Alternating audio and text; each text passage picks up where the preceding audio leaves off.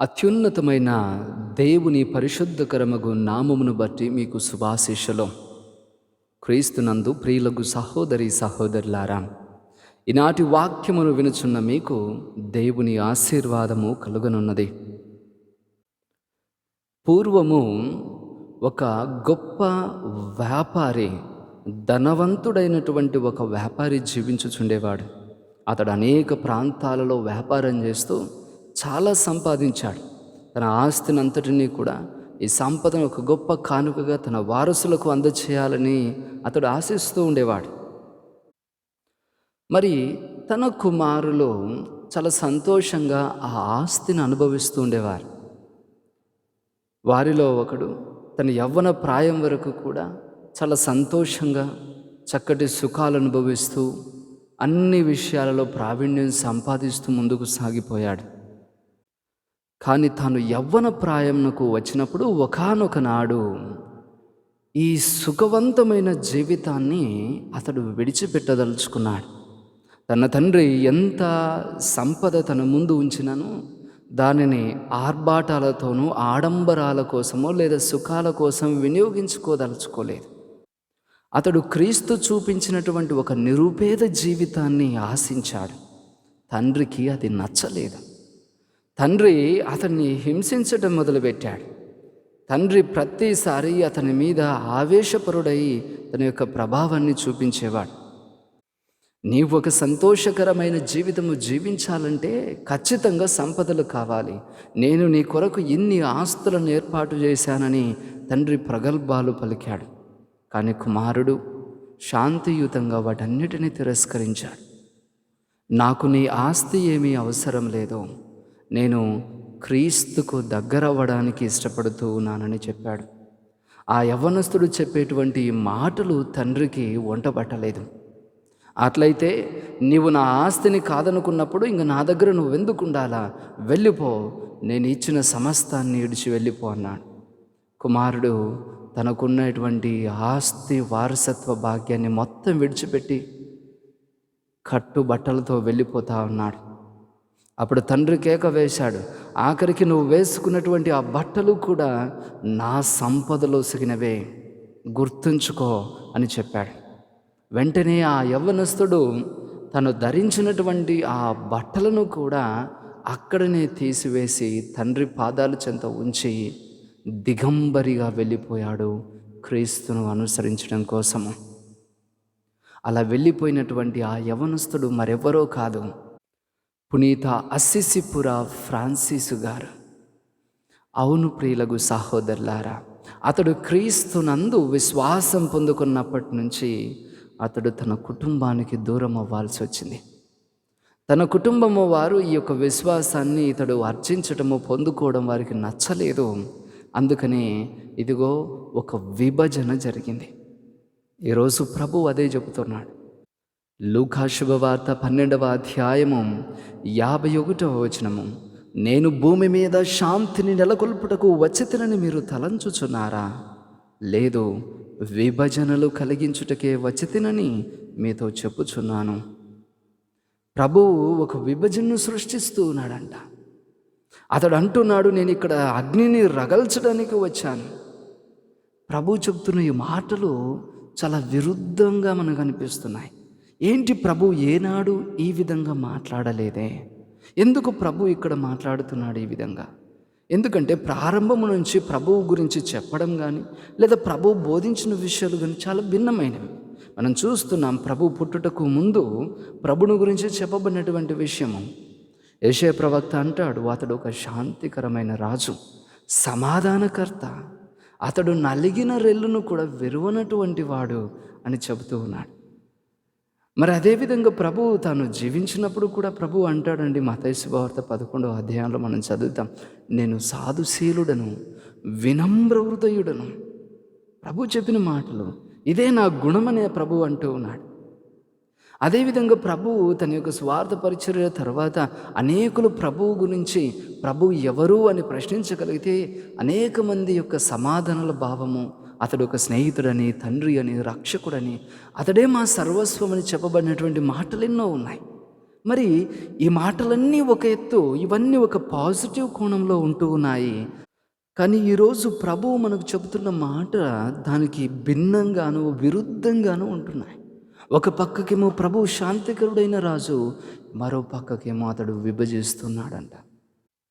ఒక పక్కేమో అతడు వినమ్ర హృదయుడు, శాంతికరమైన రాజుగా ఉంటున్నాడు. మరో పక్క అతడు అగ్నిని రగల్చడానికి వచ్చాడు, ఒక ఖడ్గాన్ని అతడు తీసుకొని వస్తున్నాడు అని చెప్పబడుతున్నది. ఏంటి ఈ పరస్పర విరుద్ధమైన భావనలను ఎలా అర్థం చేసుకోవాలి?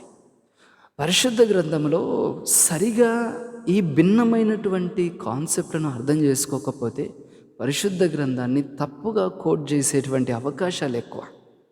ఈరోజు అనేక మంది పరిశుద్ధ గ్రంథంలో తప్పులు వెతకాలనుకునేటువంటి వ్యక్తులు ఇటువంటి విభిన్నమైన అర్థాలను ఎక్కువగా కోట్ చేస్తూ, చూపిస్తూ ప్రజల మనస్సులను మార్చేస్తూ ఉన్నారు. ప్రియులకు సహోదరులారా, ఈ సందర్భాలు ఇలా భిన్నమైనటువంటి కోణాలను వ్యక్తపరచడానికి క్రీస్తుకు ఒక ప్రత్యేకమైన తలంపే ఉంది అనుకోవాలి. అలా అర్థం చేసుకోవాలంటే వాటిని వాటి స్థానాల్లోనే అర్థం చేసుకోవాలి, ఆ పరిస్థితుల్లోనే వాటిని తీసుకోవాలి. మరి ఆ పరిస్థితులు ఏంటో అర్థం చేసుకోవడానికి ముందుగా ఒక చిన్న ప్రశ్నకు మనం సమాధానం ఇవ్వాల్సి ఉంటుంది. అది ఏంటి అంటే, మొట్టమొదటగా పరిశుద్ధ గ్రంథం వచ్చిందా లేదా సంఘం ఏర్పడిందా? ఈ ప్రశ్నకు సమాధానం మనం చాలా లోతుగా ఆలోచించాలి. ప్రియులకు సహోదరులారా, ప్రారంభము నుంచి మనం చూస్తే పరిశుద్ధ గ్రంథము ఏర్పడలేదు. ఆది నుంచి పరిశుద్ధ గ్రంథం లిఖించబడి ఏర్పాటు చేయబడలేదు. మనం చూస్తే ఈ పరిశుద్ధ గ్రంథ ఏర్పాటుకు ముందు జనుల నివాసములో, వారి జీవితాలలో దేవుని పనితీరు ఆరంభమైంది. దేవుడు అబ్రహామును పిలిచాడు, అబ్రహామును నడిపించాడు. అతని జీవితము, అతని విధి విధానాలు, అతన్ని ఎలా నడిపించాడు, అతడు ఎన్ని పరీక్షలు ఎదుర్కొన్నాడు, ఏ దిశ నుంచి ఏ దిశకు వెళ్ళాల్సి వచ్చిందో, అతని వంశజులు తరతరాల వారు ఏ విధంగా ఐగుప్తులందు దాస్యంలోనికి ప్రవేశించారు, ఆ తర్వాత ఎలా విడిపింపబడ్డారు, ఇవన్నీ జరుగుతున్నటువంటి సంఘటనలు. వీటిని చూసిన వారు ఈ సంఘటనలు ఒక తరము నుంచి మరొక తరానికి కథలుగా అందించారు. ఆ తరువాత ఈ ప్రజలు ఎప్పుడైతే ఐగుప్తు నుంచి బయటకు రాగలిగారో అక్కడి నుంచి కొంతమంది జనులు వీటిని లిఖితపూర్వకంగా ఉంచారు. రాబోయే తరాలు తెలుసుకునటం కోసము వాటిని ఒక గ్రంథస్థముగా చేర్చారు. ఆ విషయాలే వారిని ప్రేరేపణలుగా మారాయి. అంటే ఈ జరిగినటువంటి విషయాలు రాబోయే తరాలను ప్రేరేపించేవిగా ఉంటాయి కాబట్టి వాటిని గ్రంథస్థం చేశారు. అలా గ్రంథస్థము గావించబడినటువంటి ఆ గ్రంథాలు ఆనాటి ప్రజలను ప్రేరేపించేటువంటి ఒక గ్రంథాలుగా మారాయి. ఆ విధంగా పరిశుద్ధ గ్రంథ ఆవిర్భావం జరిగింది. అంటే దేవుని ప్రేరణ మానవ జీవితాల్లో జరిగినటువంటి విధంగా అవే పరిశుద్ధ గ్రంథ విషయాలుగా మార్చబడ్డాయి. ఆ పరిశుద్ధ గ్రంథమే మరలా ప్రజలను ప్రేరేపించింది. మనం చూస్తూ ఉన్నాం, ఆఖరికి నూతన నిబంధనలో కూడా ప్రభువు ఈ లోకాన్ని వీడినటువంటి ఒక 30 సంవత్సరాలకు కానీ క్రీస్తు గూర్చి రాయబడినటువంటి గ్రంథాలు బయటకు రాలేదు. అంటే ఆ ప్రభువు యొక్క జీవితాన్ని చూసి ఆ విషయాలను ప్రజలు మొట్టమొదటిగా మాటల ద్వారా ఒకరి నుంచి ఒకరు చేరవేర్చుకున్నారు, పంచుకున్నారు. తరువాత అందరి ఉపయోగార్థమై సంఘము ఒక స్థిర స్థానములో ఏర్పడేటువంటి సమయంలో గ్రంథాల అవసరత ఏర్పడింది. ఆ విధంగా ఈ ప్రేరణ కలిగించినటువంటి విషయాలే గ్రంథస్థం చేయబడ్డాయి. ఆనాడు ఎన్నో రకాల కొన్ని వేల గ్రంథాలు ప్రభు గురించి రాయబడుతూ ఉన్నప్పటికీ కూడా వాటిలో ప్రేరణ ఇవ్వగలిగినటువంటి గ్రంథాలను మాత్రమే మనము పరిశుద్ధ గ్రంథ భాగములుగా ఎంచబడ్డాయి. ఇప్పుడు అదే పరిశుద్ధ గ్రంథము ఈ సంఘాన్ని అభివృద్ధిపరచడానికి ఒక మార్గదర్శిగా మార్చబడ్డాయి. కాబట్టి ఈ పరిశుద్ధ గ్రంథము రాయబడినటువంటి విధానం కూడా మొట్టమొదటగా ఆనాటి సంఘమును అభివృద్ధిపరచడానికి వాటి యొక్క పరిస్థితిని దృష్టిలో ఉంచుకునే ఈ గ్రంథాలు రాయబడ్డాయి. ఇప్పుడు అన్ని కాలాలకు, జీవితపు అన్ని కోణాలకు సరిపడేటువంటి విధంగా ఈ పరిశుద్ధ గ్రంథము అనేకమైనటువంటి పుస్తకాలతో స్థిరపరచడం జరిగింది. కాబట్టి ప్రియులకు సహోదరులారా, సంఘము పరిశుద్ధ గ్రంథాన్ని నిర్మిస్తూనే అదేవిధంగా పరిశుద్ధ గ్రంథము సంఘాన్ని అభివృద్ధి పరిచేటువంటి రీతిగా నడిపించబడింది. ఇందులో ప్రధానంగా సంఘ పరిస్థితి ఒకటి పరిశుద్ధ గ్రంథ లిఖిత సమయములలో దృష్టిలో ఉంచుకోబడిందని మనం తెలుసుకోవాలి. అదేవిధంగా ఈనాటి సువిశేషం మనం అర్థం చేసుకోవాలి అంటే ఆనాటి సంఘ పరిస్థితి కూడా ఇక్కడ మనము మనసులో ఉంచుకోవాలి. ఆనాటి సంఘ పరిస్థితి ఏంటి? ఈ వాక్కును రాయబడడానికి ఇక్కడ ప్రభువు విభజనను సృష్టిస్తున్నాడు, అగ్నిని రగులుస్తూ ఉన్నాడు, ఖడ్గమును ఉంచాడని చెప్పబడుతున్నది. ఆనాటి కాల పరిస్థితుల్లో మనం చూస్తే ఎవరైనా క్రైస్తవును స్వీకరించి ఉన్నారా, వారు అనేకులకు విరుద్ధమవుతూ ఉన్నారు. తన సొంత కుటుంబీకులకే శత్రువులుగా మార్చబడినటువంటి పరిస్థితిని మనం తెలుసుకోవాలి. అందుకే ఈ క్రైస్తవులనుగా వేరుగా చూసేవారు, శత్రువులుగా చూసేవారు. ఒక కుటుంబంలో ఒకరు క్రైస్తవాన్ని స్వీకరిస్తే అదే కుటుంబ సభ్యులు వారికి అనేకమైనటువంటి ఇక్కట్లను, కష్టాలను, హింసలను కలిగించేవారు. కొన్ని సందర్భాల్లో వారిని వేరు చేసేవారు. అదే జరిగింది ఈనాడు చెప్పబడినటువంటి పునీత అసిసిపుర ఫ్రాన్సిస్ గారి జీవితంలో. అది మచ్చుకు నేను ఒక్క సంఘటన మీకు చెప్పాను. అటువంటివి కొన్ని వేల సంఘటనలు మనం ఉదాహరణగా చెప్పవచ్చు ప్రియులకు సహోదరులారా. అంటే క్రీస్తును స్వీకరించామన్న ఒక్క నెపం చాలు తన సొంత వారే శత్రువులుగా మార్చబడ్డారు. అందుకే ప్రభు అంటూ ఉన్నారు, ఇదిగో ఒక కుటుంబంలో 5 మంది ఉంటే వారిలో ముగ్గురికి వ్యతిరేకంగా ఇద్దరికి వ్యతిరేకంగా ముగ్గురు మార్చబడుతున్నారు. తన సొంత వారే విరుద్ధంగా మారేవారు. కుమారుడు మారితే తండ్రి ఆవేశపరుడై అతన్ని హింసలు పాలు చేయడం, అదేవిధంగా తన తండ్రి మారితే కుమారులు హింసలు పాలు చేయడం, తల్లి బిడ్డలు తల్లిని, అత్త కోడలు అత్తను, ఈ విధంగా మనం చెప్పుకుంటూ పోతే ఇంకా చాలా దూరంగా వెళ్ళిపోయింది. క్రైస్తవము స్వీకరించారు, క్రీస్తును విశ్వసిస్తూ ఉన్నారు అన్న ఒక్క కారణం చాలు ఎన్నో హింసలు ఆరంభమయ్యాయి. ఇది కేవలము ఒక కుటుంబానికి పరిమితం కాలేదండి. ఈ కుటుంబాల మధ్య గొడవ రాజ్యములో విభజనల సృష్టికి కూడా కారణమైంది.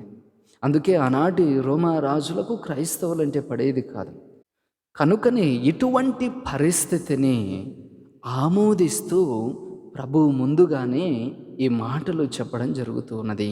అతడు ఒక ఖడ్గమును తెచ్చనని చెబుతూ ఉన్నాడు. ప్రియులకు సహోదరులారా, ఇటువంటి ఒక విభజన సృష్టించడం జరిగింది. వీరు ఎప్పుడు కూడా క్రైస్తవులను అంగీకరించాలనేటువంటి ఒక ధోరణి వారు అలవాటు చేసుకోలేదు. కాబట్టి వెంటనే వారు ఆవేశపూరితంగా వీరిని దూరం చేయడం మొదలుపెట్టారు. అందుకనే పౌలుగా మారినటువంటి సౌలు ప్రారంభములో విపరీతమైన హింసకు పూనుకున్నాడు. క్రైస్తవులను అందరినీ తుదముట్టించాలనేటువంటి ఒక ఆవేశంతో అతడు వెళ్ళాడు. కానీ క్రైస్తవం గురించి నిజం తెలుసుకున్నప్పుడే అతడు శాంతిపరుడయ్యాడు, మార్పు నొందాడు, అతడు క్రీస్తు భక్తుడయ్యాడు. ప్రియులకు సహోదరులారా, ఈనాడు క్రైస్తవులము అని తెలిస్తే చాలు విభజనలు సృష్టించి హింసలు రేకెత్తించేటువంటి సంఘటనలు ఆనాటి కాలంలోనే కాదు, ఇప్పటికీ కూడా జరుగుతూ ఉన్నాయి.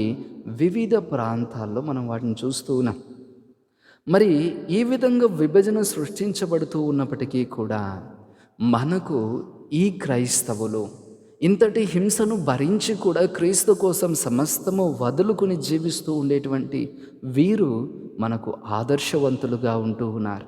ఎందుకనా అలా కోల్పోయి అందరి యొక్క ద్వేషమును ఎదుర్కొన్నటువంటి ఈ ప్రజలకు ప్రభు చెబుతూ ఉన్నాడు, మీకు ముందుగా ఈ లోకం నన్ను ద్వేషించింది, కాబట్టి ఇప్పుడు మిమ్ములను ద్వేషిస్తుంది. ఎందుకు అంటే మీరు ఈ లోకానికి చెందినవారు కాదు, మీరు నాకు చెందినవారు. అది ఎలా నన్ను ద్వేషించిందో అదేవిధంగా మీరు నాకు చెందినవారు కాబట్టి మిమ్మల్ని కూడా ద్వేషిస్తుంది. మీ గురువునైన నేను నన్నే ఈ విధంగా ద్వేషిస్తే మిమ్ములను ఎంతగా ద్వేషిస్తుందో ఊహింపుడు. ప్రభువు తెలియచేసిన మాటలండి ఇవి. కానీ ఒక్కటి గుర్తుంచుకో, ప్రభువు మనకు అంతకు మించినటువంటి ఒక ఆదర్శమును, ఒక భాగ్యాన్ని కూడా ఇస్తున్నాడు. నా నిమిత్తము నీవు నీ గృహమును, నీ సోదరులను, సోదరీమణులను, తల్లిని, తండ్రిని, బిడ్డలను, భూములను త్యజించినటువంటి వ్యక్తి ఎవరైతే ఉన్నారో వారు వాటిని నూరంతలుగా పొందడమే కాదు, నిత్య జీవితాన్ని కూడా పొందుతారని మత్తయి శుభవార్త 19వ అధ్యాయము 29వ వచనంలో చెప్పడం జరుగుతూ ఉన్నది. మనము క్రీస్తును బట్టి ఎన్నో పోగొట్టుకుంటాం, కానీ క్రీస్తు వాటన్నిటికీ మించినటువంటి ఆశీర్వాదం మనకు ఇవ్వబోతూ ఉన్నాడు. మనకు ఒక నిత్య జీవితాన్ని మన కొరకు ఏర్పాటు చేస్తూ ఉన్నాడు అని ప్రభు మనకు తెలియచేస్తూ ఉన్నాడు. ప్రియులకు సహోదరి సహోదరుల, ఈనాటి మొదటి పట్టణంలో కూడా మనం చూస్తున్నామండి యిర్మీయా ప్రవక్తకు వచ్చినటువంటి కష్టం. అతడు గొప్ప ప్రవక్త, దేవుని మాటలను ఉన్నవి ఉన్నట్టుగా చెప్పడానికి ఎంతో సాహసించి ధైర్యంతో ముందుకు వెళ్ళినటువంటి వ్యక్తి యిర్మీయా గారు. ఇతడు దేవుని మాటను అంతే యథార్థంగా, అంతే నిర్మోహమాటంగా వారికి తెలియచేశాడు. కాబట్టి అక్కడ ఉండేటువంటి జనులు దాన్ని తీసుకోలేకపోయారు. అందుకే రాజుకు చెప్పుడు మాటలు చెప్పి ఆ యొక్క ప్రవక్తను చంపడానికి ఒక పాడుబడ్డ బావిలో పడవేశారు. దేవుని మాటను నిర్మోహమాటంగా చెప్పినందుకు గాను అతడు ప్రాణాల మీదకు తెచ్చాడు. తన సొంత ప్రజల విద్వేషాన్ని అతడు పొందుకోవాల్సి వచ్చింది. అందరి చేత ధిక్కరించబడాల్సి వచ్చింది. అందరికీ శత్రువుగా మారాల్సి వచ్చింది. కానీ యిర్మీయా ప్రవక్త ఎన్ని కష్టాలు వచ్చినా తన జీవిత చివరి శ్వాస వరకు దేవుని వాక్కుకే కట్టబడి ఉన్నాడు. అందు నిమిత్తమే అతడు ప్రాణాలు కూడా పోగొట్టుకోవాల్సి వచ్చింది. ప్రియులకు సహోదరుల, మనకు ఈ సంఘటనలన్నీ విన్న తర్వాత కాస్త ఆశ్చర్యం అనిపిస్తూ ఉండవచ్చు. ఎందుకు క్రీస్తును అనుసరించి మనం ఎన్ని విభజనలు ఎదుర్కోవాల్సిన అవసరత ఉందా? ఎందుకు వీరు ఇంత ఉన్నా కూడా, ఇంత విద్వేషకరమైన పరిస్థితులు ఎదుర్కోవాల్సి వస్తూ ఉన్నప్పటికీ కూడా అదే మార్గంలో ఎందుకు వెళ్ళాలనుకున్నారు? అది విడిచిపెట్టి, లేదా క్రీస్తును విడిచిపెట్టి బ్రతికుండొచ్చు కదా. మరి వారు ఎవ్వరూ కూడా ఆ విధంగా చేయడానికి ఇష్టపడలేదు. ఎందుకు అంటే ప్రియులకు సహోదరులారా, వీరు ఎదుర్కొంటున్నటువంటి ఈ విద్వేషం ఏదైతే ఉందో ఇవన్నీ కూడా ఇహలోకమైనటువంటి బంధాల నుంచి ఎదుర్కొన్నారు. తన ఇహలోక బంధాలకు వారు దూరం అయ్యారు. ఇహలోక కుటుంబాల నుంచి విభజనలు వచ్చాయి. మరి ఈ ఇహలోక కుటుంబాలు కానీ, బంధాలు కానీ ఎప్పటి నుంచి ప్రారంభమయ్యాయి? మన పుట్టుకతో ప్రారంభమయ్యాయి. మన పుట్టుకతోనే ఇది నా కుటుంబము, నా అన్న, తమ్ముడు, లేదా బంధుమిత్రాదులు, సమాజము అనేటువంటి ఈ బంధాలన్నీ ఏర్పడుతున్నాయి. ఇవన్నీ పుట్టుకతో ఆరంభమైనవి. కానీ ఈ పుట్టుకకు ముందు నుంచి ఉన్నటువంటి బంధము ఆ దేవుని బంధమే. వాక్కు చెబుతుంది, యిర్మీయా గ్రంథము 1వ అధ్యాయము 5వ వచనము, నీవు మాతృగర్భమున రూపొందింపక మునుపే నేను నిన్ను ఎన్నుకున్నాను, నువ్వెవరో నాకు తెలుసు. అంటే ఈ పుట్టుక జరగడానికి ముందే, ఆఖరికి నా తల్లి గర్భములో నేను పిండముగా ఏర్పడక ముందే దేవుడు నన్ను చూశాడు, నన్ను ఎన్నుకున్నాడు. అలాంటప్పుడు ఈ పుట్టుకతో ప్రారంభమైన బంధాల కన్నా ఈ పుట్టుక ముందే ఉన్నటువంటి బంధము ఆ దైవ బంధము. మరి ఈ ఇహలోక బంధాలన్నీ ఎక్కడ ముగుస్తాయండి? మన చావుతో అన్నీ తెగిపోతాయి. మన మరణముతో అన్నీ ముగిసిపోతాయి. మన చావుతో అందరికీ దూరం అయిపోతూ ఉన్నాం. కానీ వాక్కు చెబుతుంది, యోహాను శుభవార్త 11వ అధ్యాయము 25వ వచనము, నన్ను విశ్వసించువాడు మరణించినను జీవించును. ప్రభు అంటూ ఉన్నాడు, ఇహలోకముగు నీ బంధాలన్నీ నీ చావుతో విభజించబడితే, నీవు మరణించినా కూడా నువ్వు నన్ను విశ్వసించావన్న ఒక్క కారణంగా నువ్వు నాతో జీవించే ఉంటావు. అంటే ఈ పుట్టుటకు ముందే ఉన్నటువంటి బంధము, ఈ జీవితము చనిపోయిన తర్వాత కూడా నాకు ఉండేటువంటి బంధము దేవుని బంధమే. మరి ఇక్కడ మధ్యలో నన్ను విభజించేటువంటి ఈ కుటుంబ బంధాలు కానీ, ఈ సమాజము కానీ, ఈ అధికారులు కానీ, ఈ రాజుల యొక్క ఆవేశం కానీ, ప్రతీది కూడా ఈ జీవితంతోనే ఆగిపోతుంది. ఆ తర్వాత ఇది రాదు.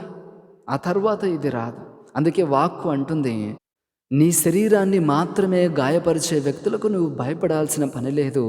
కానీ నీ శరీరాన్ని, నీ ఆత్మను కూడా నరకకూపంలో పడద్రోయేటువంటి ఆ దేవునకు భయపడుడి. అతని ఎడల భయం కలిగి ఉండండి. అంతేగాని శరీరానికి విభజనలు చేస్తూ, ఈ శరీర బంధాలను విభజిస్తూ కోపత్రాపాల్లో ఉండేటువంటి ఈ వ్యక్తులకు కాదు నువ్వు భయపడాల్సింది, నిజమైన దేవునికి. అతని బంధము నీ పుట్టుటకు ముందు ఉంది, నీవు గతించిన తర్వాత ఉంటుంది. అతడే, ఆ బంధమే నీకు శాశ్వతం. అందుకని ఈ ప్రజలు ఇంత స్థిరంగా ఆ బంధంలో ఉండగలుగుతున్నారు, దేవుని కోసం సమస్తాన్ని విడిచిపెట్టి బ్రతుకుతున్నారు. కారణం ఇదే, దేవుడు మన పుట్టుటకు ముందు ఉన్నాడు, ఆ తర్వాత మన జీవితంతో కూడా ఉండేది అతడే. కాబట్టి ఈ బంధము ప్రధానము. ఈ బంధమునకు అడ్డంకి అయినది ఏది వదులుకున్నా తప్పే కాదు. ఈ బంధం కోసమే అందరూ సమస్తాన్ని విడిచిపెట్టారు, తమకున్న సమృద్ధిని విడిచిపెట్టారు. క్రీస్తును మాత్రమే వారు పొందుకోవడానికి ఇష్టపడ్డారు. ప్రియులకు సహోదరి సహోదరులారా, కాబట్టి క్రీస్తుతో ఉండేటువంటి ఈ బంధము ఎల్లప్పుడూ ఉంచుకోవడానికి అది ఏ అడ్డంకి అయినా, అది బంధం కానీ, అలవాటు కానీ, స్వభావం కానీ, ఆలోచన కానీ ఏదైనా కూడా దాన్ని తీసివేసి క్రీస్తు బంధం కోసమే, క్రీస్తుతో కలిసి ఉండడం కోసమే, క్రీస్తుతో మాత్రమే ఉండడం కోసము మనము ఎక్కువగా ప్రయాసపడాలి అని ఈరోజు మనం తెలుసుకుంటూ ఉన్నాం ప్రియులకు సహోదరులారా. ఎందుకంటే వాక్కు చెబుతుంది, ఈనాటి 2వ పట్టణంలో హెబ్రేయులకు రాయబడినటువంటి లేఖ 12వ అధ్యాయము మొదటి 4 వచనాలు చదువుతా ఉన్నామండి. మీరు యేసుపై దృష్టిని పెట్టుడు, ఆయన ఎట్లు పాటుపడెనో, పాపాత్ముల విద్వేషము ఎట్లు సహించెనో ఆలోచింపడు. గుండె ధైర్యము కోల్పోవలదు, నీరసపడిపోవలదు. ఎంత చక్కటి మాటలు మనకు తెలియచేయడం జరుగుతున్నాయి. మీరు యేసు యందు దృష్టి నిలపండి. అతడు ఏ విధంగా ఈ లోకం యొక్క విద్వేషాన్ని, పాపాత్ముల యొక్క విద్వేషాన్ని భరించాడు, ఎన్ని పాటలు అనుభవించాడు. ఒకసారి ఆలోచించు. ఆయనతో పోల్చుకుంటే మనం ఎదుర్కొనేటువంటి విభజనలు కానీ, మనము క్రీస్తును నమ్ముకున్నామనేటువంటి ఆలోచనను బట్టి మనం ద్వేషించే ఈ ద్వేషం కానీ ఏది గొప్పగా కాదు, ఏది మనల్ని బాధించేది కాదు. అందుకే గుండె ధైర్యం కోల్పోవద్దు, నీరసపడిపోవలదు. క్రీస్తును చూడు. ప్రభువే అంటాడు, నిన్ను ద్వేషిస్తున్నారు ఈరోజు ఎవరైనా అంటే గుర్తించుకో, నన్ను కూడా వాళ్ళు ద్వేషించారు. నన్ను ద్వేషించారు కాబట్టి నిన్ను ద్వేషిస్తున్నాను. ఎందుకంటే నువ్వు నా భక్తుడివి, నువ్వు నా అనుచరుడివి. ఈరోజు ప్రియులకు సహోదరులారా, మన జీవితాల్లో కూడా ఆలోచన చేయాలి. మనము క్రైస్తవ్యం పట్ల, క్రీస్తు పట్ల అంకిత భావంతో ఉండగలగాలి.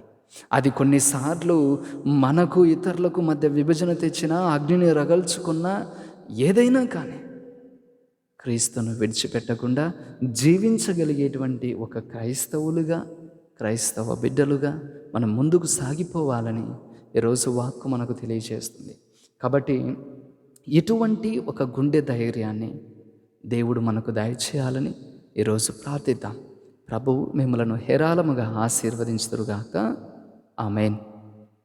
పితా, పుత్ర, పవిత్రాత్మ నామమున ఆమేన్.